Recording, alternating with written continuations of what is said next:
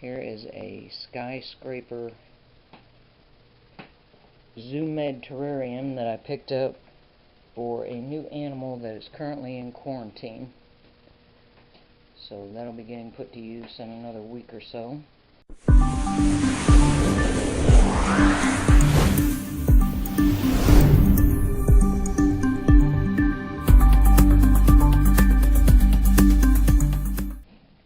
So I'm just going to show a quick update of what the room looks like now.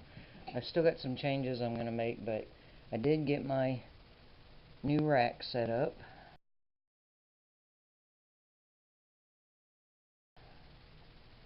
Up at the top is just a couple of buckets and my 3 crested gecko hatchlings and what is now an empty tank. It was where the dart frogs were. Down below them are my 3 leopard geckos and my mossy frog tank, and next to him is my brown anole. I moved Ginger, my male crested gecko, over here on the end. Down at the bottom you can see I now have some storage that the ferrets can't get into and drag everything out of. So that's a plus.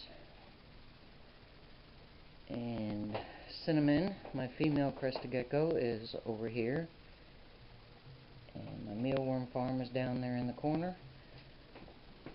This 50-gallon tank is still sitting there for the time being. Walter is still in the center. Not going to see him because he is burrowed again. And then over here, still have a bunch of storage up on top, which I need to sort through and transfer to the bins on the bottom of the other rack. And here are my gargoyle gecko and glass tree frog enclosures. My new dart frog enclosure that I just set up and moved them into. And there's one coming up to say hello.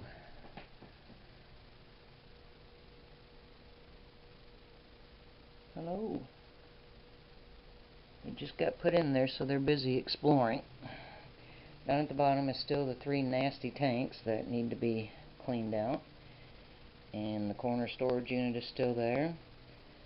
The love seat and the ferrets still over there in the corner.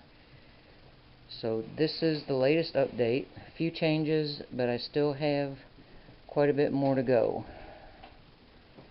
There's still more I want to do in here. I forgot to show you up top on that shelf is my roach colony up out of the way, and where they can stay warm there's also a heat pad under there.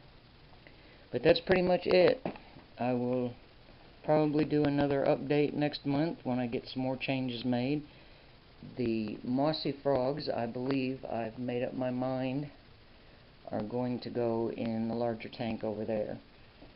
So that's going to be a fun build. Those tanks like that always take me quite a while to get set up. So that's pretty much it. Thanks for watching.